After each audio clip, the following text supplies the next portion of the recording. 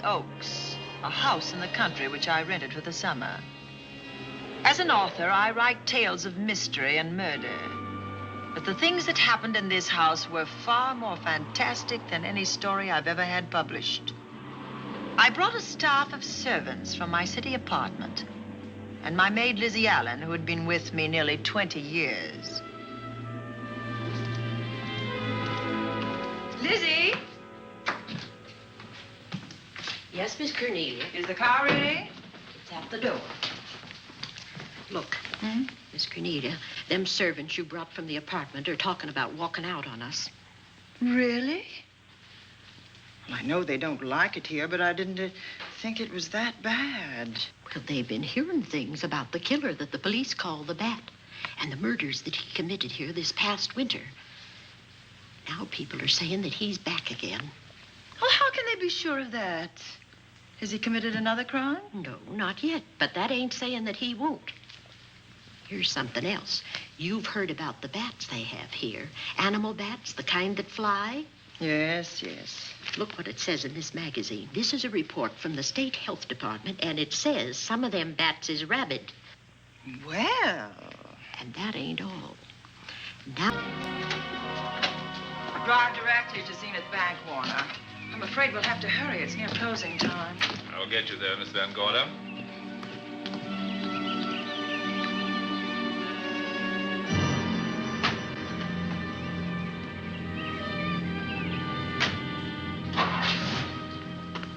Thanks again. Miss Van Gorder. How do you do, Mr. Barry? How are you? I'm very well, thank you. You remember Lizzie Allen? Of course. Hello, Miss Allen. How do you do?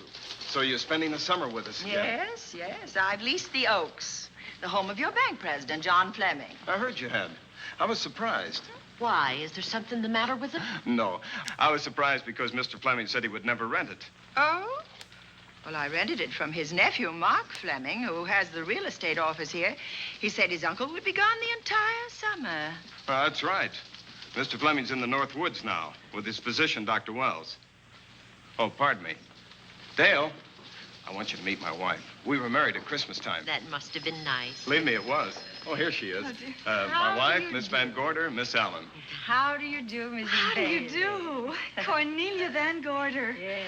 Oh, well, I've read every murder mystery you've ever written. I just adored that weird one, The Private Morgue of Dr. X, even though it gave me the shivers. Only the shivers? Scared hell out of me. Oh.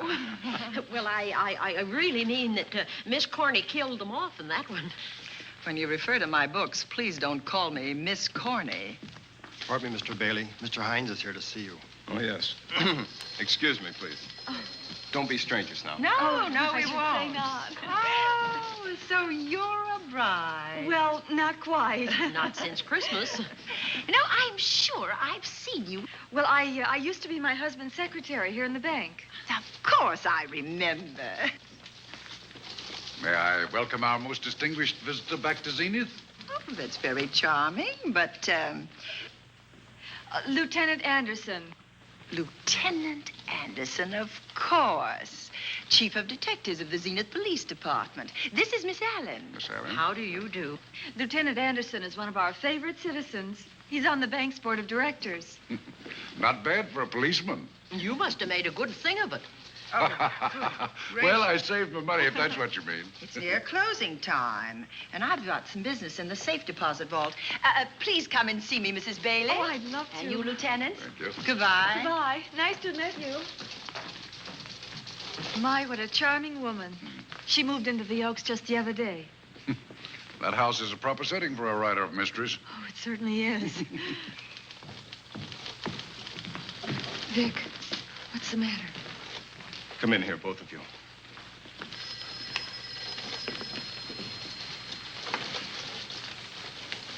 Andy, we're in trouble. Wendell Hines came in to pick up $350,000 worth of bonds that we were holding as collateral for a loan. They were kept in our special vault. Mr. Fleming and I are the only officers of the bank who have access to that vault. So? The Hines bonds are gone. That's not all. Other negotiable securities are missing. From what I can gather, short of a careful check, the bank has been looted of over $1 million worth of securities.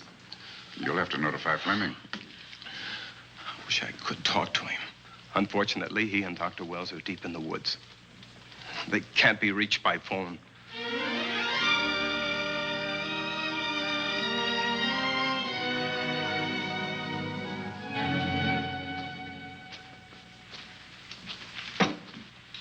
What is it?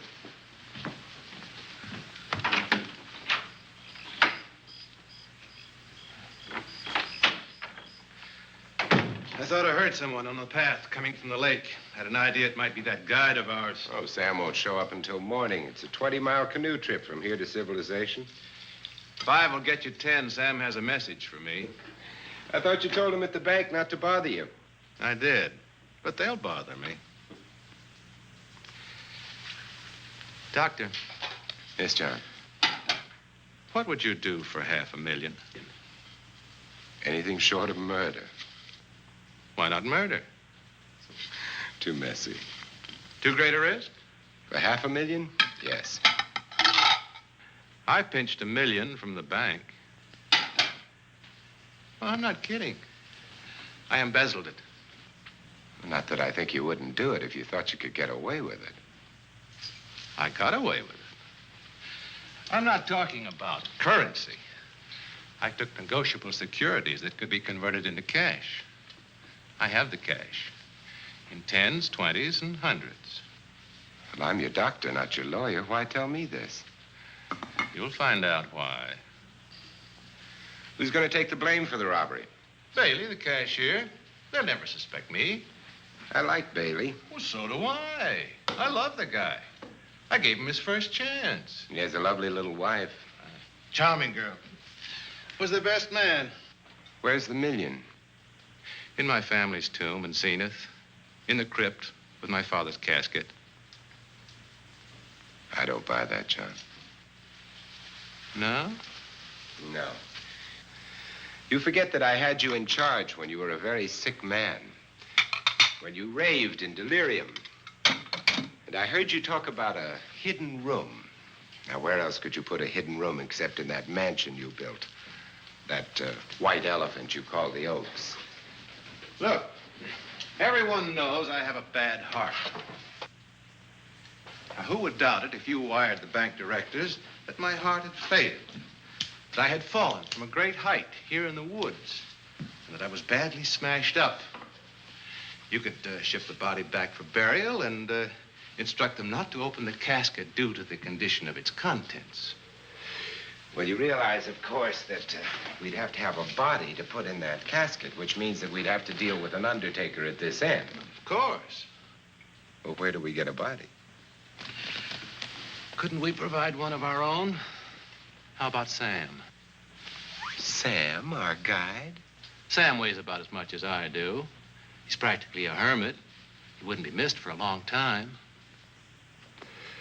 The local undertaker would know him. Not if we made him look as if he'd been in a serious accident. But if Bailey's going to take the blame, why'd he have to do this? A jury might acquit him. In that case, I'd be a logical suspect. I could disappear, of course, but it's safer if they think I'm dead.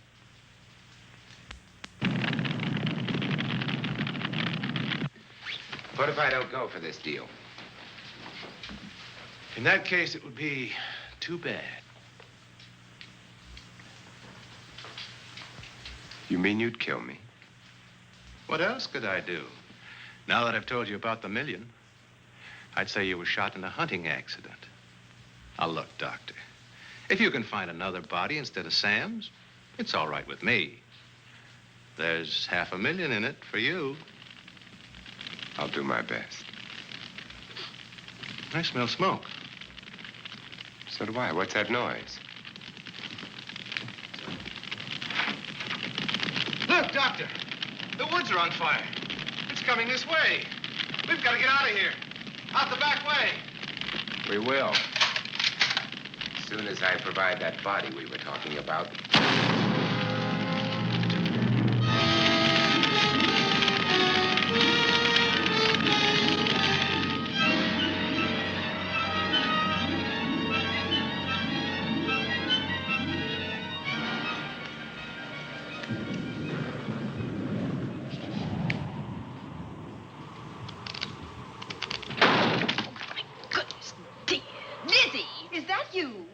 Miss Cornelia.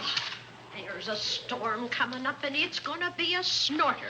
The wind nearly blew the door off its hinges. Well, that noise blew my game higher than a kite. I think I've lost some of the cars. Oh, I'll get them for you. Oh, I see you found the paper. Drat that paper boy, scooting by on his bicycle, just chucked it into a clump of bushes and let it go at that. For land's sake, Mr. Vic Bailey's been arrested. Oh? I think. Victor Bailey, vice president and cashier of the Zenith Bank, was arraigned before United States Commissioner Alvin Fielding, charged with the embezzlement of over $1 million. I can't believe Vic Bailey had anything to do with that robbery. Oh, well, I see our landlord is home again. Landlord? Mr. Fleming.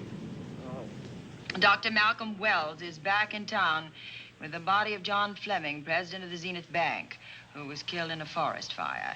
Mr. Fleming will be laid to rest in his family's tomb on Friday. And I hope he stays there. Well, why shouldn't he? Well, this is his house. And ever since he died, some funny things have happened here. For instance? The housekeeper, the cook, and the butler said that they heard strange noises at night. And the upstairs maid swore that she met a man without a face coming up the back stairs. Oh, so that's why they quit and left me to run this place without a staff. They didn't tell you, Miss Corney, but the truth is they were scared to stay. But you're still here, Lizzie. Haven't you seen anything? No. No, and even if I had, I ain't afraid of ghosts. They're afraid of me. Honest, Miss Corney, a spiritualist told me once that ghosts was allergic to me. But this Bat feller they keep talking about in the paper, I guess he'd be different. No, I don't think you'd have the same effect on him. Oh, dear. What are they trying to do? Drive people away from this part of the country? Why, what does it say about the bat? His specialty seems to be killing women. My goodness, 2 of them in one night. All his victims died the same way, like their throats had been ripped open with steel claws. That's a charming little caper. I'll have to try it sometime. In a book.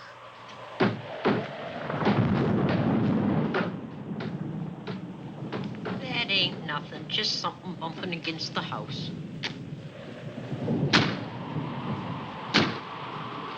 That's just the wind banging a door. Pay no attention to it. Listen to this. One of his victims, who lived for a moment after she was found, described the bat as a man without a face. Honest, Miss Corney, I think that woman must have been exaggerating.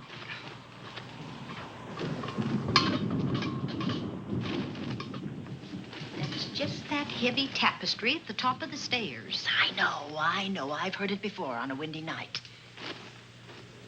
But that sounds as if there was someone on the stairs. I know there isn't. At least there shouldn't be. There ain't. Them's just the noises you hear in any old house on a windy night. It says here that the bat never leaves no fingerprints. That's understandable. Having no face, he probably has no fingers either. Lizzie!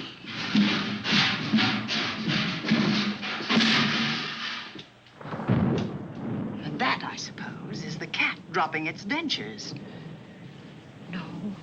No, I don't think so. But I think it's something should be looked into.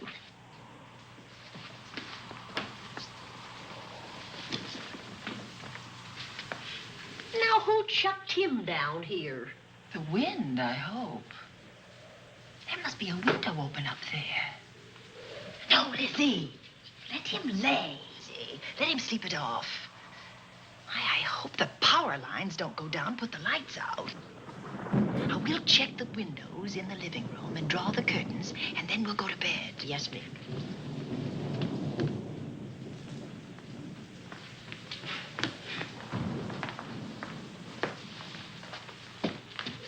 I won't be a minute.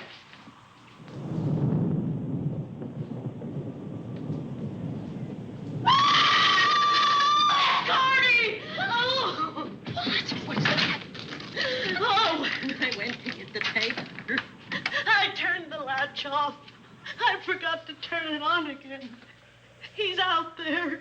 He was coming in. He might have got you. Oh, but he didn't, and he's still out there, thanks to you. Now, you hurry now, and we'll call the police. No, I won't leave you, Miss Corny. Are you okay? Yes, ma'am, I'm okay. Okay.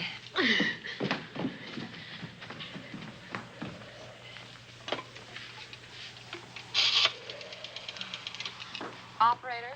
Give me the police department, please. Zenith Police Department. This is Cornelia Van Gorder. I'm living at the Oaks. We know about that, Miss Van Gorder. Just a moment ago, a man tried to force his way into this house. You're not alone there, are you? What about your servants? Well, I have none except my chauffeur, and he's away. He won't be back until the morning. Now, there's only 2 of us here tonight, and we're going to lock ourselves in my room. Now, if any of your men see anything, will you have them call me? I'll send officers over there right away. Well, thank you very much. Come on, Lizzie. We're going to sleep in my room.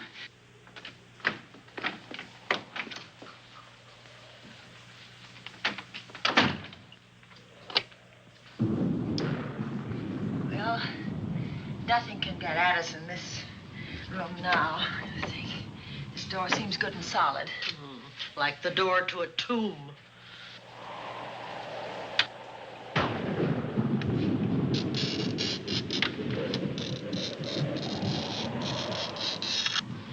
I think that couch will be comfortable. There's some extra bedding, you know. Yes, ma'am. Closet.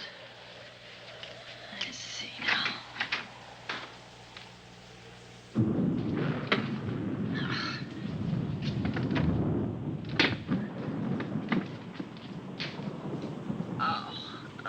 Huh? No bolt. Well, that's not so good.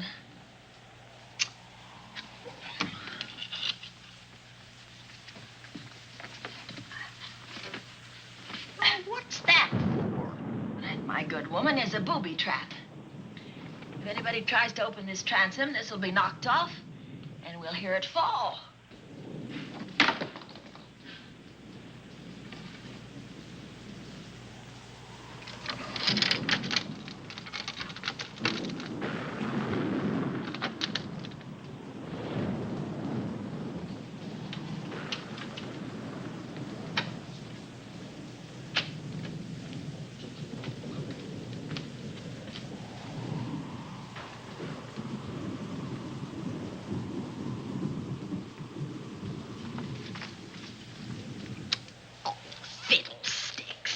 I forgot my night things, my robe, my gown, and my slippers. I'll go get them now. Now, wait a minute, Lizzie. I'll go with you. Now, don't you bother, Miss Cornelia. My room's just down the hall. Lizzie, I told you to wait. It's all right. I'll only be a second. Get in here. Get in here.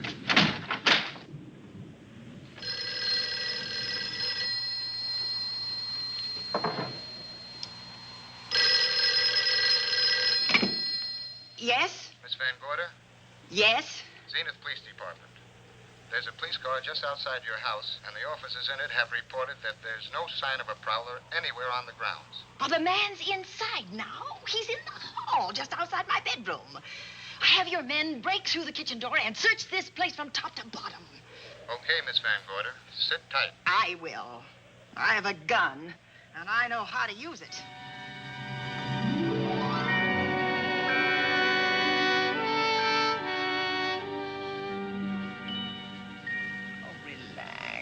Relax, Lizzie. The police did a good job. They couldn't find anybody in here.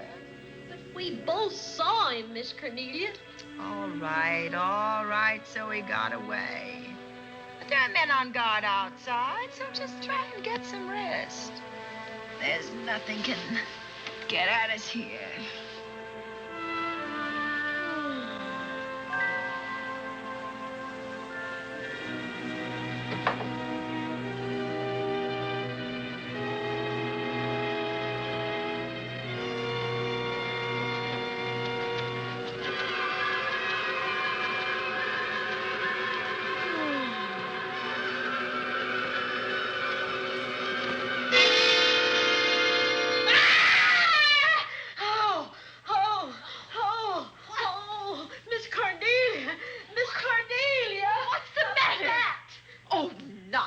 must. You've had a nightmare. Maybe I did.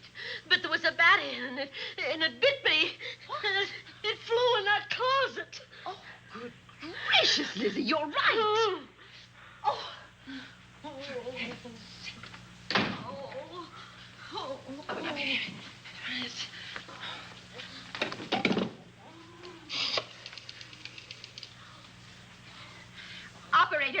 Operator, will you get me Dr. Malcolm Wells' office, please? No, I don't know his number, and I have no phone book up here, but this is an emergency. Will you connect me with his office, please? Oh, dear, I'm going to get the rabies. Hello? Hello? Dr. Wells' office? This is a call service. Dr. Wells is out at the moment, but if you'll give me your name and number, I'll try to locate him. Well, this is Miss Van Gorder of the Oaks. My maid has just been bitten by a bat that may be rabid, and she must have treatment as soon as possible. And I was told that Dr. Wells was the nearest physician. I'll try to find him for you, and if I can't, I'll send you another doctor. Oh, well, thank you very much. Oh, he's out on a case. Oh. Oh, I hope it's not a delivery. A baby, I mean. They can be terribly complicated. It never bothered me none. Oh, Lizzie, you never had a baby. Of course I didn't. That's why they never bothered me. Oh, does it hurt, huh? Little.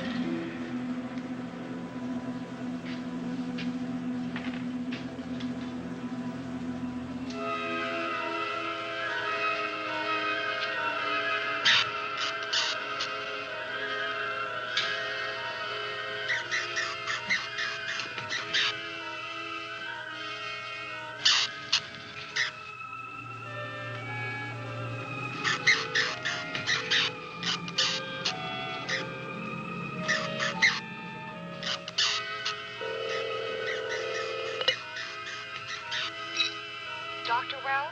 Are you there, Dr. Wells? Are you there, Dr. Wells? This is the operator. Your call service is on the wire. It's an emergency. This is Dr. Wells. This is your call service, Doctor. Oh, hello. I was just doing an experiment. I left the receiver off. That's what I thought, but I kept trying. Miss Van Gorder at the Oaks called and said that her maid had been bitten by a bat, and she's afraid it might be rabid. What? Oh, all right. Tell her I'll be right over there.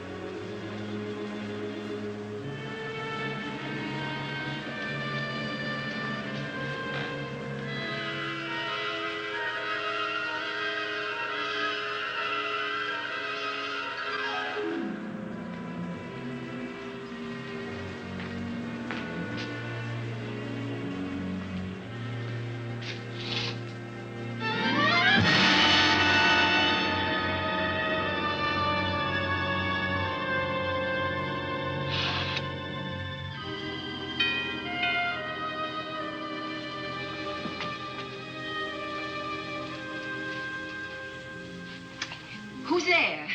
Dr. Wells. Come in. Good evening. Oh, I'm so glad they found you, Doctor. Well, I reached my office shortly after you called. How is your maid? Is she in any pain? No, she doesn't seem to be. Did the bat get away? No, I believe it's still in my bedroom. Oh, good. I'll want to examine it. There you go, Miss Allen. Now you feel better? Doctor, have I got the rabies? Well, I can tell you better after I've examined the bat's brain under a microscope. That thing's got a brain? Oh, you'd be surprised. Well, where is it? I think the little darling is in that closet. Oh. You know, it's a pity you leased this house, Miss Van Gorder. Why a pity? Well, my dear lady, I don't want to alarm you, but... Oh, well, after tonight, nothing can alarm me. Yes, I understand. It must have been terrifying. So many unexplainable things have happened here. There's something about the place. Your servants must have sensed it when they walked out on you. An apprehension of disaster. Well, let's see. Aha! Yes. There he is. All right, now. Take it easy. Nobody's going to hurt you. Quiet now. Quiet.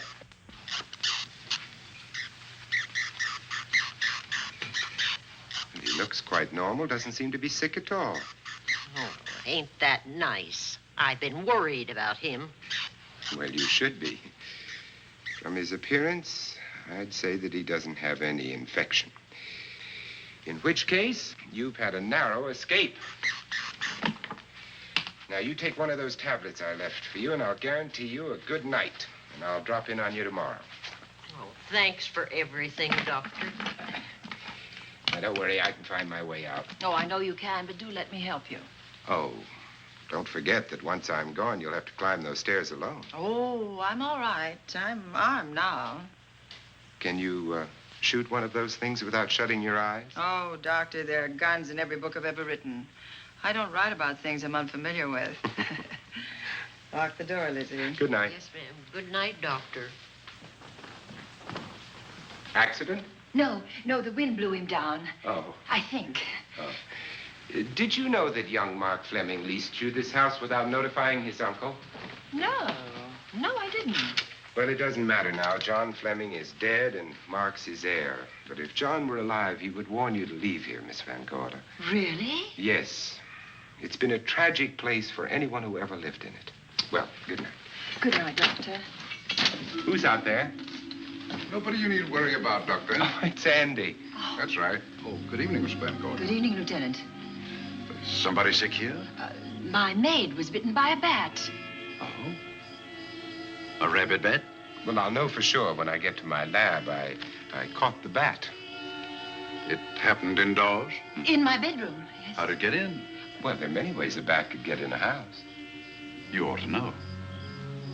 I spotted this hole in the window the minute I got here. Why? That's where the two-legged bat got your door open.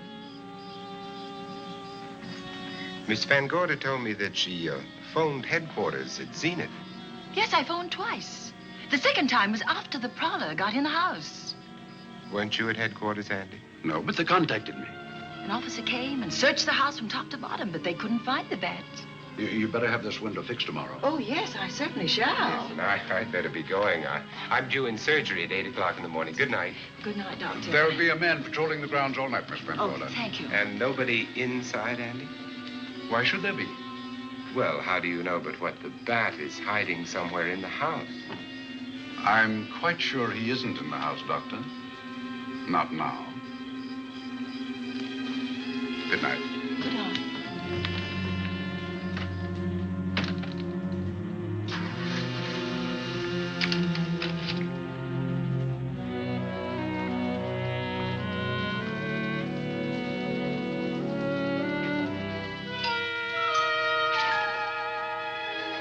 Hi, Andy. Hello, Mark. Well, congratulations. Real estate business must be picking up. New office, new furniture. New deal. How do you like it? It looks expensive. Are you squandering your inheritance? Oh, I haven't got it yet. Well, the paper says John Fleming left his entire fortune to you. Funny thing about that entire fortune is that we can't find it. No kidding. Oh, all Uncle John had in his bank account was a couple of $100. And his safe deposit box was empty. If we don't find that missing million, mine will be empty, too. How come? Well, all my savings were invested in Zenith Bank stock. The examiners won't certify the bank as solvent until those stolen securities are found. So the stockholders have voted an assessment that'll wipe some of us out. It's a since those securities have been converted into cash. And if I can't find that cash, I'm sunk. Well, where are you going to look for it, Andy? Here in Zenith. Your uncle wouldn't take $1 million on a hunting trip, would he? You suspect Uncle John? Why, Andy, he founded the Zenith Bank. That'd be like robbing the family tomb. You think he wouldn't? Well, besides, Vic Bailey's fingerprints are all over the vault. Now, they didn't find any of Uncle John's fingerprints. Because he wiped him off. Can the defense prove that? They'll try to. Judy Hollander, Bailey's secretary, is a defense witness. And they believe her testimony will have a powerful effect on the jury. Oh, well, she has a powerful effect on me. Judy's a doll. Here's the book you mentioned, Judy. It's your newest one. Yes, it's just been published. You can have that copy if you wish. Oh, it's a first edition and you've signed it. Yes, of course. Thank you so much. May I serve tea now, Miss Van Gorder? Yes, please do, Warner. Thank you. Well, I see you've engaged new servants. Yes, of course. Well, how did you persuade them to live in this house? Well, Jane Patterson, my new housekeeper, knows this house better than you do, Doctor. Oh? She worked for John Fleming. And Warner was my chauffeur. Chauffeur turned butler? Yes, it's incredible. He can play any part at a moment's notice. Did you get a plumber, Warner? No, we can't get a plumber for 3 days, madam. What about that leaking pipe? The basement will be flooded in 3 days. The pipe is no longer leaking. You mean it's dried up of its own accord? No, not quite. I packed the elbow where the water was coming out. Packed the elbow? Thank you, madam. Now, there's a character. How long did you say that he worked for you as chauffeur? About 3 months. Well, I hope he doesn't have a police record. My dear Dale, it may interest you to know that the last night of his life, John Fleming told me that he loved your husband like a son. If Fleming were alive today, he would be fighting to prove Vic's innocence. Could Mr. Fleming prove his own innocence? Miss Van Gorder, can there be any doubt about it? There will be when Miss Hollander testifies at Vic's trial. Oh? You know something that we haven't heard yet, Judy?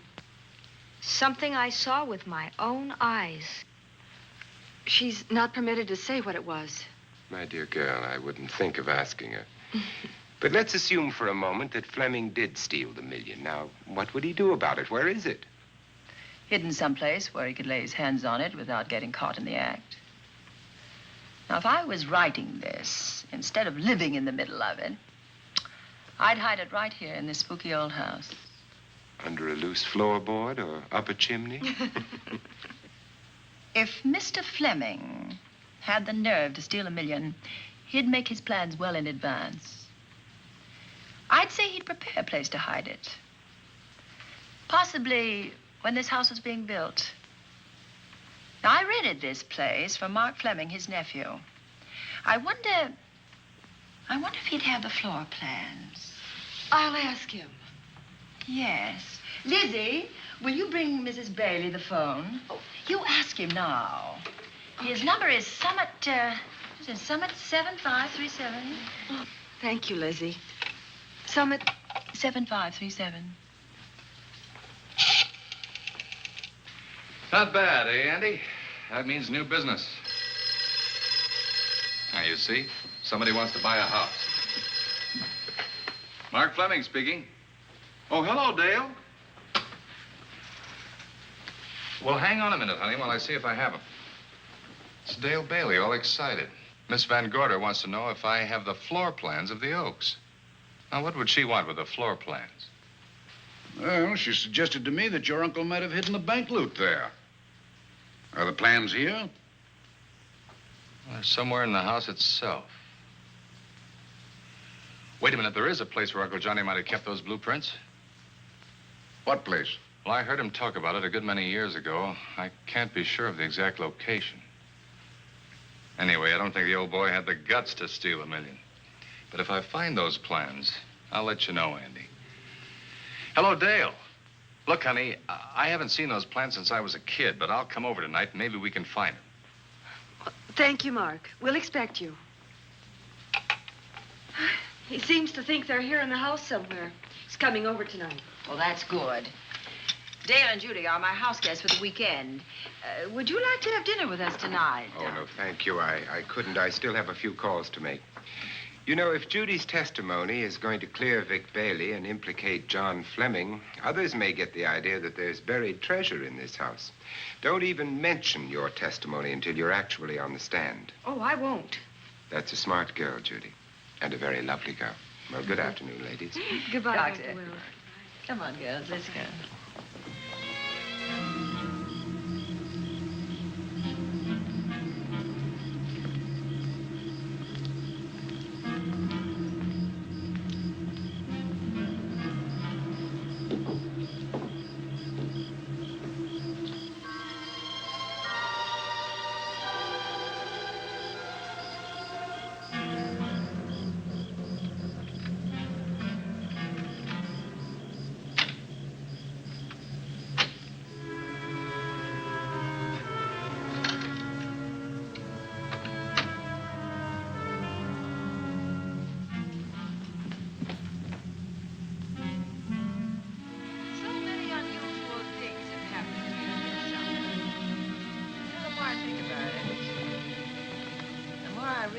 I should be putting them down on paper. Weren't you your husband's secretary, Dale? Yes, I was. Do you take shorthand? Mm-hmm. Well, my dear, if you'd like to have your mind occupied, I want you to work with me while I write the story of this fantastic criminal, the Bat.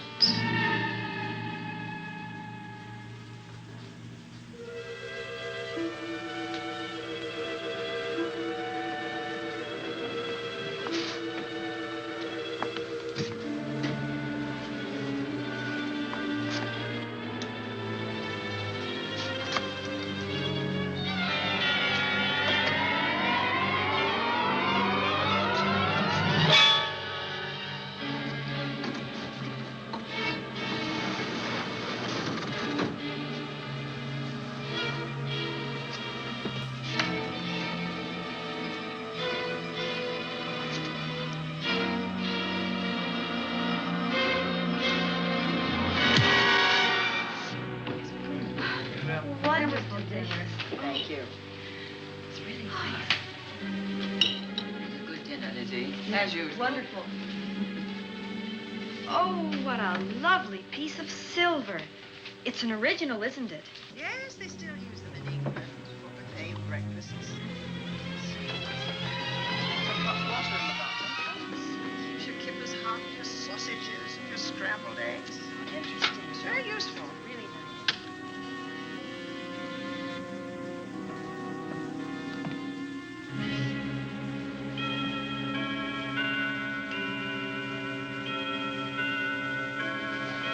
Clock hasn't struck the hour in the last 10 years, if I'm to believe what Mark Fleming told me.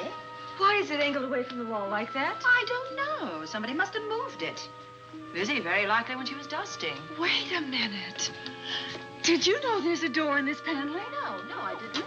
Oh, my gracious, so there is. Maybe it opens to a secret passage. Well, certainly to a secret something. Who knows, girls? We'll be about to stumble on that missing million. Oh, this is... There's a panel. There must be some gimmick to it. There always is. Yes, it moves. It moves. It moves. Oh.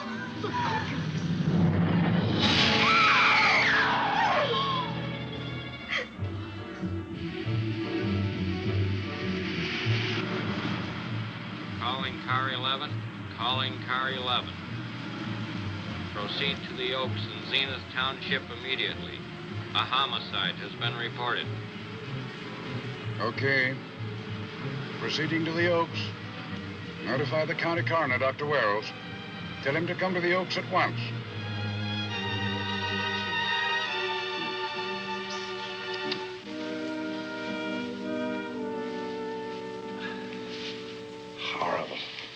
See, If his throat has been torn by some creature with fangs or claws.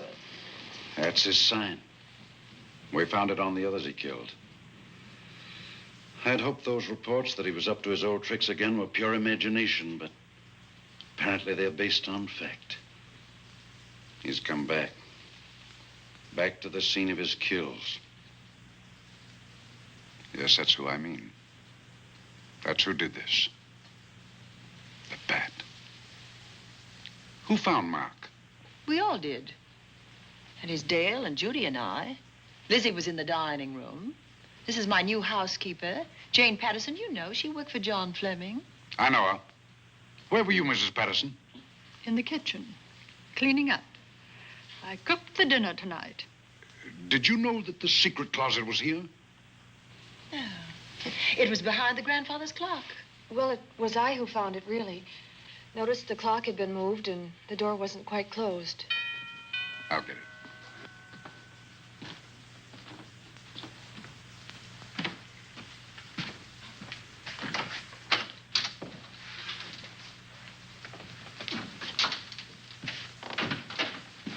Who is it?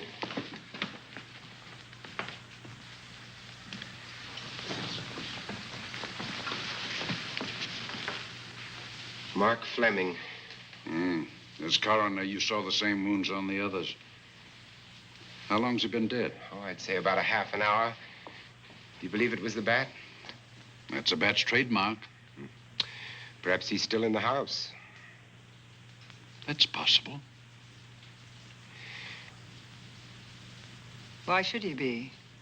Because he's looking for something, and like you, he believes it's here. And he's a persistent killer. I would advise you to get out of this house as quickly as possible, notwithstanding our expert police protection. Have you called the morgue? They're on their way here. Oh, good. I want to examine the body before they get here. May we take it into another room? Yes, to the sunroom in the back. Thank you. Give me a hand. Excuse me.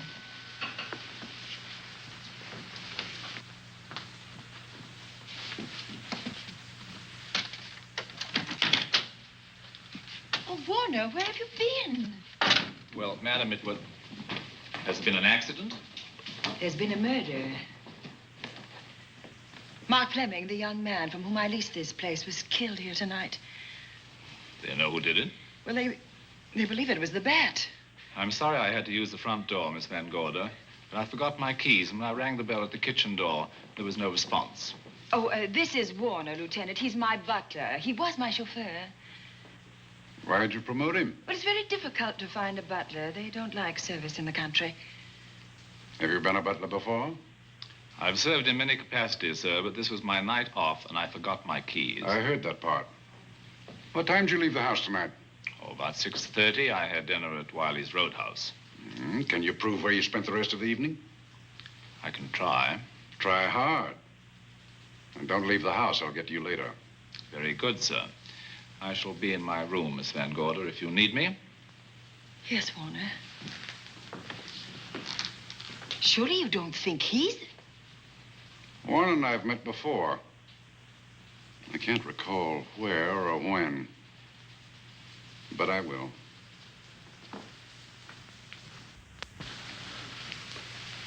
There'll be a crew here shortly from headquarters, dusting for fingerprints, taking photographs. But in the meantime, Mrs. Patterson, you aren't leaving the house tonight, are you? No, Lieutenant. Don't. I'll talk to you in the morning. Good night. Good night, sir. Good night, Miss Van Gorder. Dale, I was with Mark Fleming this afternoon when you talked to him about the floor plans of this house. I heard him tell you he was coming here tonight. Dale called him at my request. She told me he was coming. Who else heard her tell you that? Judy, Lizzie. And that nice Dr. Wells. Dr. Wells. There are few killers who kill for the fun of it. The bat very likely is a mental case, and I'm convinced that his crimes are motivated by his mania for personal gain. There's $1 million at large, and he's going to keep on hunting for it until he lays his hands on it. Now, these young ladies are staying here tonight? Yes, they're my house guests. Well, when my crew arrives, we'll be busy for a while, so I'd suggest that we go to our rooms? That's a very good idea. Come on, girls. What about a police guard for this house tonight, Lieutenant? You've got one. I'm going to cover this place tonight from the attic to the basement. If the bat makes another call, I'll have a little surprise for him. Who is he? Have you any idea?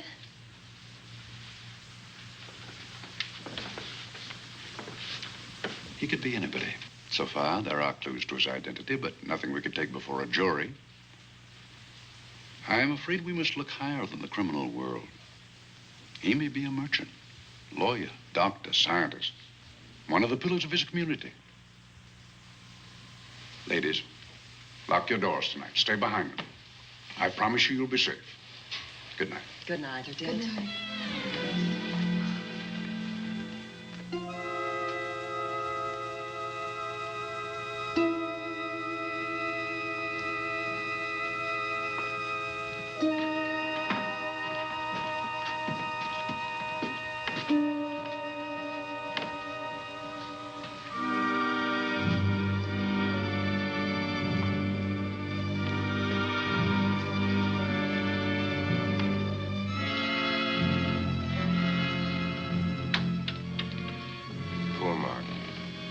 It's a pity. So young. Well, Doctor, do you agree it was the bat? In my report, I shall say the death was caused by the same technique used in the other killings. A paralyzing blow to the throat, followed by severe lacerations of the jugular, resulting in excessive hemorrhage. In a layman's language, he didn't know what hit him. Oh, he knew. But he didn't have time to think about it.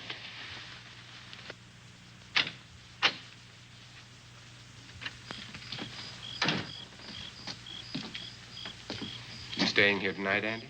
Well, until I check the doors and windows, but I'll be back bright and early in the morning. Neither snow, nor rain, nor heat, nor gloom of night stays these couriers from the swift completion of their appointed rounds. A lot of people are due for a shock when I close this case.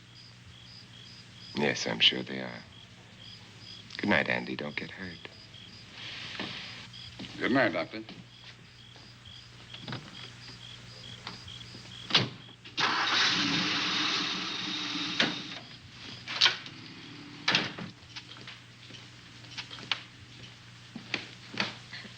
You know, I think we'd better let you get some sleep. Oh, well, Lizzie and I share this room for mutual protection. You know, one night, a storm blew the wires down, put the lights out, and I went out the next day and bought a half a dozen of these things. You better take one with you, Dale. Oh, thank you. We'll go across the hall now. Are you sure there's nothing else you need? Oh, no. Quite sure. We'll be all right. Well, if anything bothers you, you just sing out, and 2 strong women will come to your rescue. Oh, nothing will bother us. Not with Andy on the job. No. Well, good night. Good night, Miss Van Gorder. See you in the Don't morning. worry, everything will be all right. We won't. Good night. Good night.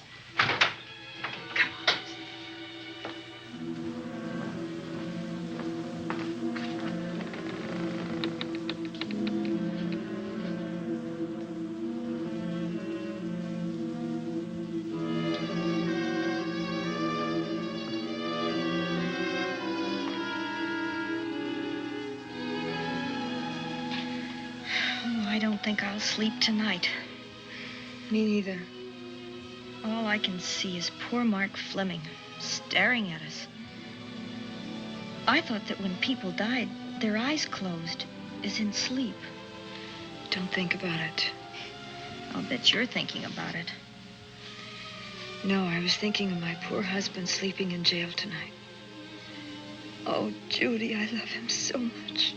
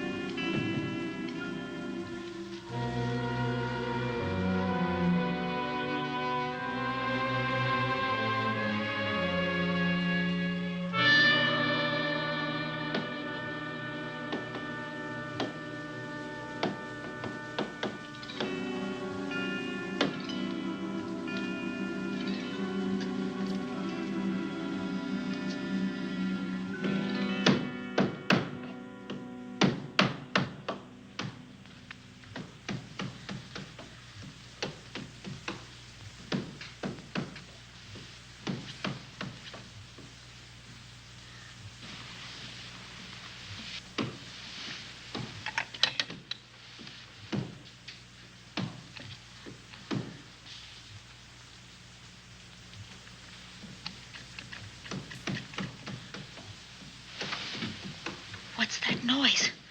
Oh, I don't know. I kind of fell half asleep. For a moment, I thought it was something from a dream. It's somewhere in the house. Yes, on the floor above. Not directly over us. Probably a room overlooking the driveway.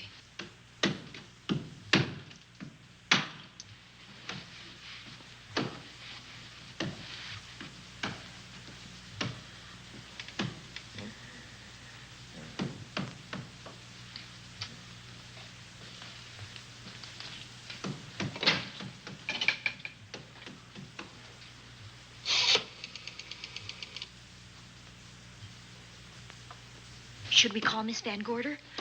She'll hear it. How can she help but hear it?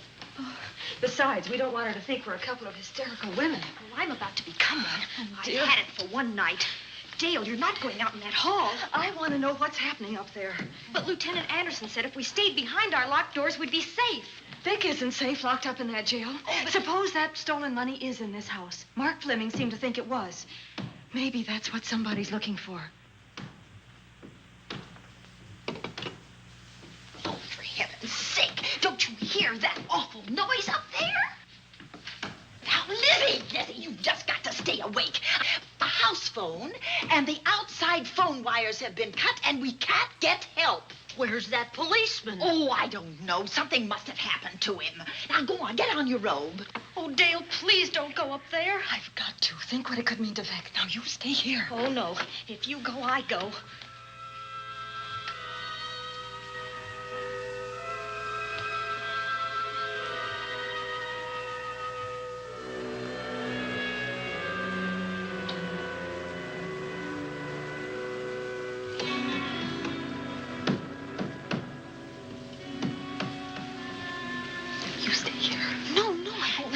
Alone. You wait here. I'm going to see what it is. Oh, please let me go with you, Judy.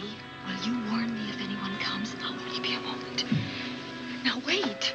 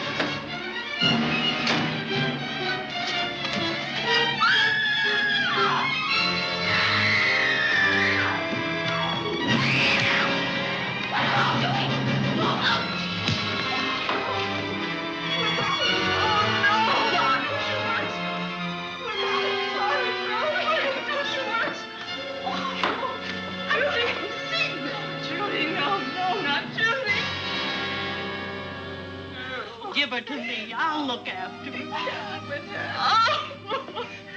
Poor baby.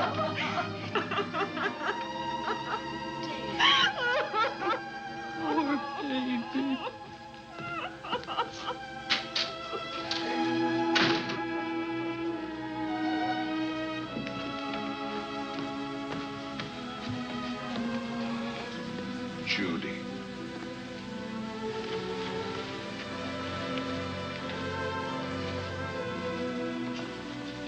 The bat. Yes, the bat.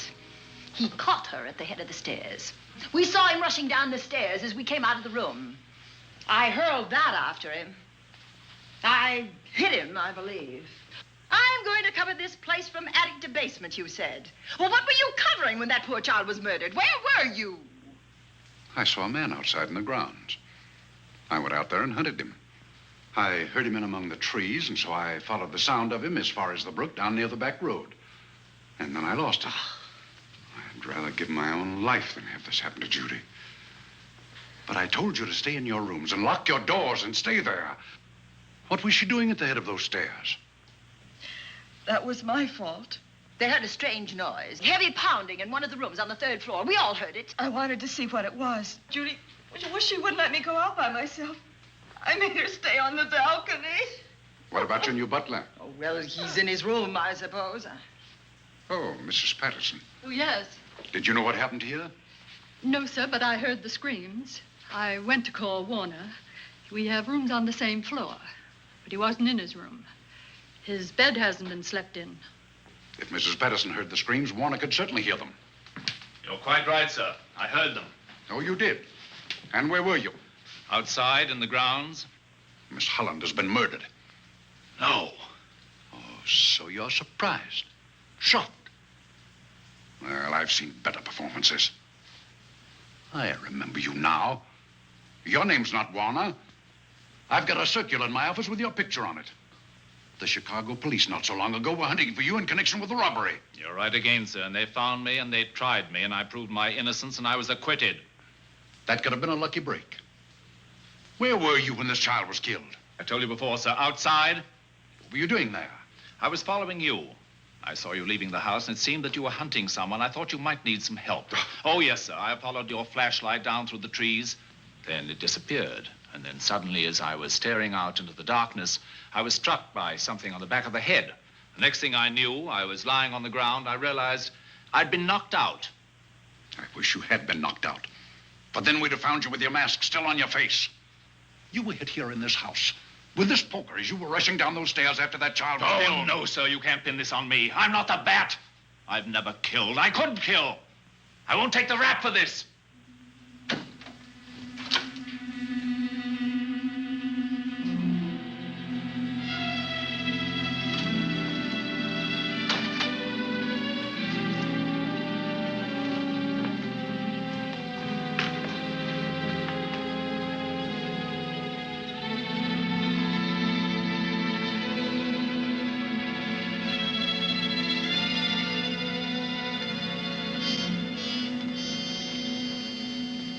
Doctor. We have another case for the county coroner. You see, the bat came back. Why did you come back, Doctor? Well, I had an accident about a mile down the road. The right rear wheel of my car came off, and I plunged into the ditch. This was the nearest house, so I came here to call for help. I thought I'd find you around, Andy. Physician, heal thyself. You must have been hit by something on the back of your head. I told you I had an accident. So you did, Doctor. So you did. I could be wrong. But maybe I'm not. We shall see. All right, Dale, let's start a new chapter. For days, the murders held the headlines. Lieutenant Anderson grilled us and ransacked the house from top to bottom. Warner was not placed under arrest, but his every move was watched. At night, except for a detective on guard in the house, the police and the reporters left us alone. And on one of those nights, without telling Lizzie or anyone else, I pursued a secret investigation of my own.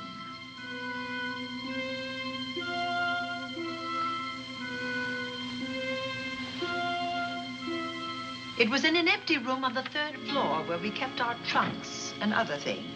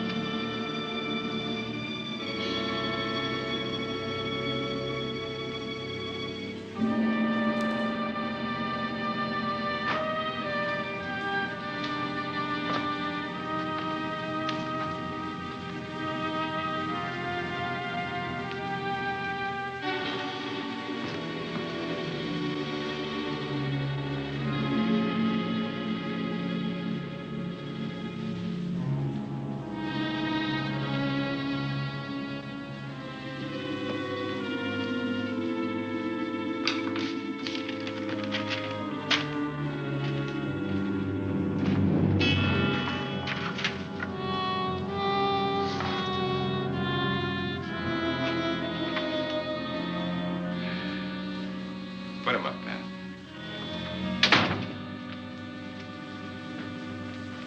It's a bright idea to kill me in my own lab and let people think that I'm the bat.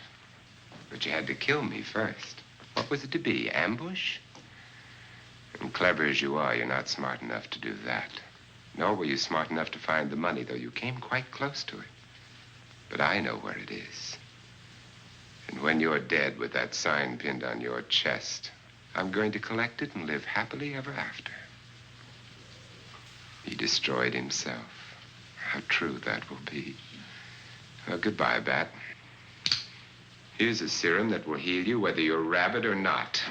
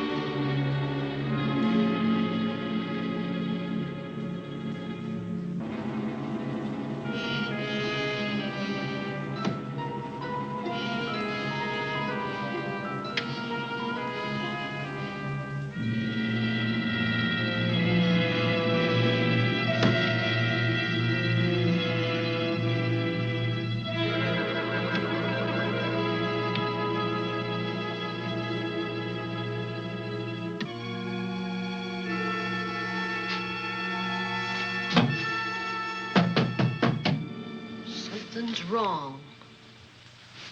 Something's wrong.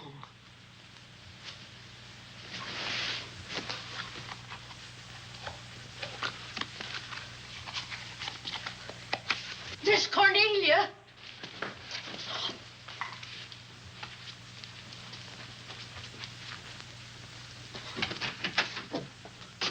Miss Cornelia.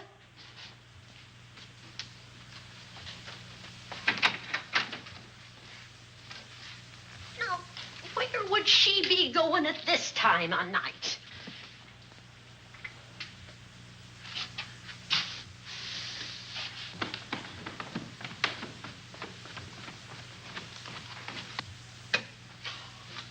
Land's sake.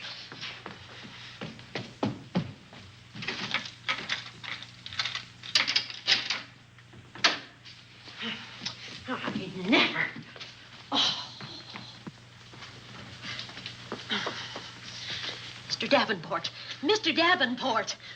Oh, a fine thing. The door unbolted, the chain off, and you asleep on the job. Wait till Lieutenant Anderson hears about this. Come on, wake up. What's the matter with you? I don't know. My head hurts. My whole body's numb. Here, take a sip of this. Try to snap out of it. I'll be back in a minute.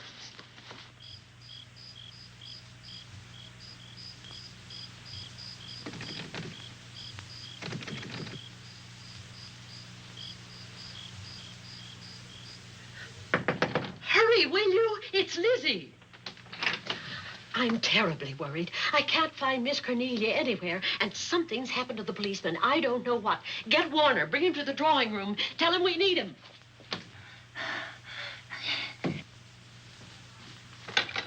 Are you all right now? Yeah, I'll be all right in a minute. I remember now. I took a drink of wine from that decanter there. Miss Van Gorder told me to help myself. She wouldn't put nothing in it? Well, somebody did. Somebody who knew I was on duty here. Then it was somebody that got Miss Van Gorder. I can't find her anywhere. Upstairs, downstairs, or in the basement. I told the housekeeper to get Warner. Lieutenant Anderson will want to know about this. Hello. Yeah, this is Davenport at the Oaks. We've got trouble here. Well, for one thing, I was drugged. Yeah. But I must have been knocked out because the maid tells me Miss Van Gorder is missing. Well, you better call Anderson and let him know. He's not at home. Well, where is he? Out on a case? What case? Dr. Wells. What else did they tell you about it? Oh, hurry, will you? We've got to find Miss Cornelia. Okay. Lieutenant Anderson is out on a case. Dr. Wells was found dead in a room next to his garage, murdered. Dr. Wells? There's something queer about the killing of Wells, but headquarters won't talk about it. Lizzie, Warner isn't in his room. There's no sign of him anywhere. And I was supposed to keep an eye on that guy. Where's Miss Cornelia? That's what I want to know. Wait a minute. Didn't you say that the chain and the bolt were off of the front door? I certainly did. Well, maybe Miss Van Gorder went outside. Oh, she never would. We better look. I can't breathe. There's no air.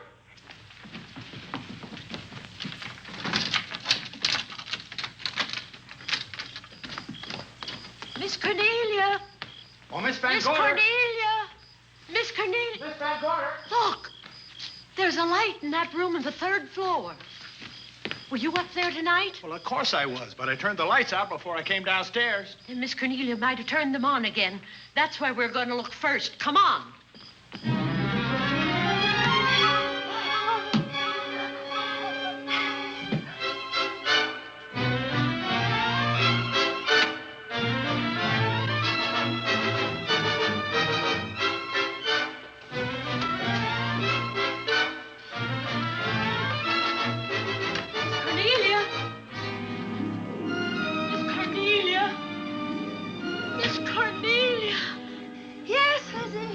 I'm here. Right here. Come to the mantelpiece. Here we are, Miss Van Gorder. What do we do now? Over the mantel, there are 5 panels. Strike it with your hand.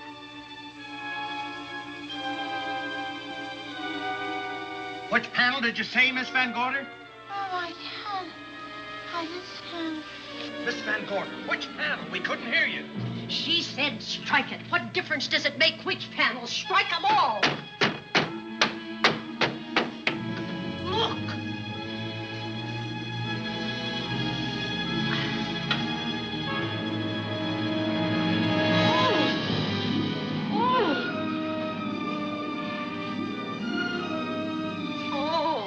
It's all right now. It's all right, dear. Lizzie's here.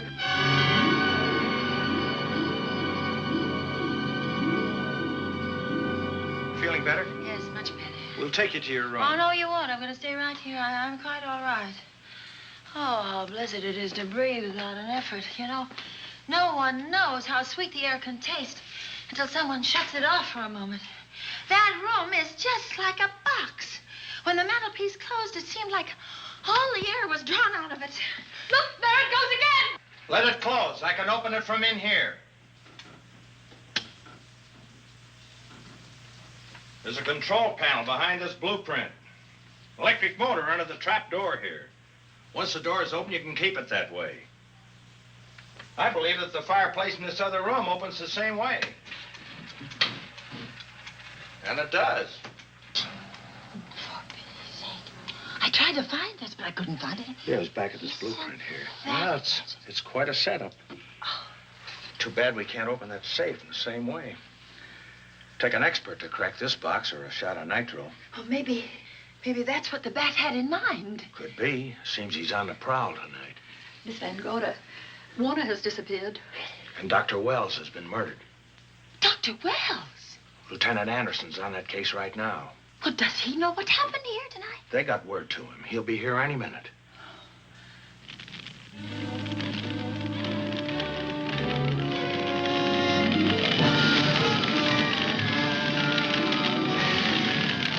What's that noise? Miss Van Gorder, the garage is on fire. Scott, look at that. Lizzie, put that light out in the other room. Now, where are you going? to report the fire. Well, you just stay right here. Miss Van Gorder, the garage. Well, let it burn. You watch the stair. Can't you see that fire was set to get us out of the house? Out of the house? Were you talking about the... Yes, I'm talking about the bat. Now that the lights are out, he'll think his trick has worked, and we've gone. He'll be here any minute. Well, so will Lieutenant Anderson. I hope so, but the bat will be here first. And he'll kill again if we're in his way. We've got to be as clever as he is.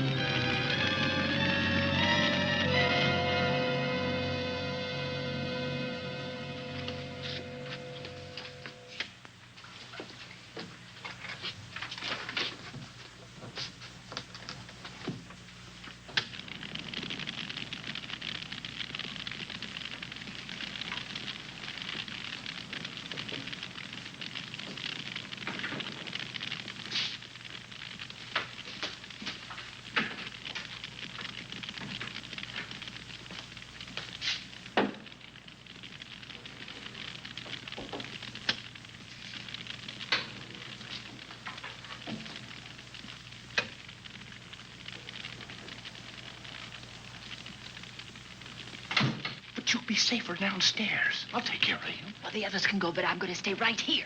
All right, but get out of sight.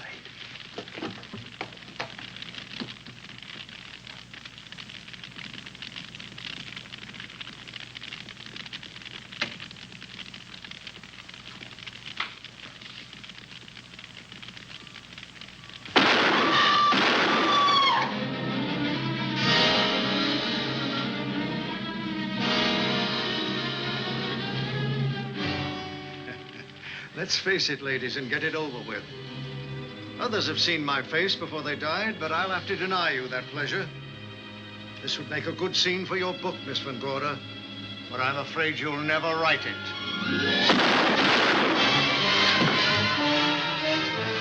That is Warner.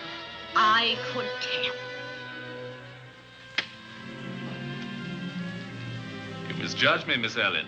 Warner! I don't like being a murder suspect, Miss Van Gorder. I was headed for a plane, but halfway to the airport, I changed my mind and came back. I'm glad that I did.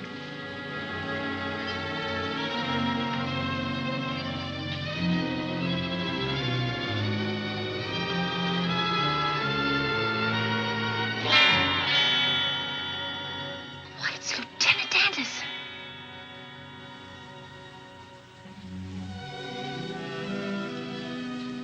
Yes, it was Anderson.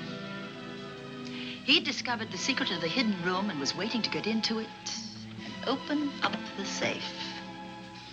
We found the money in it, a little over $1 million in tens and twenties and hundreds. Good old Andy. With all his ill-gotten gains invested in bank stock. It's rather a clever way to hide stolen money. In the open, as it were, and so respectable. But don't try it. No matter how clever you are, you can't hide murder.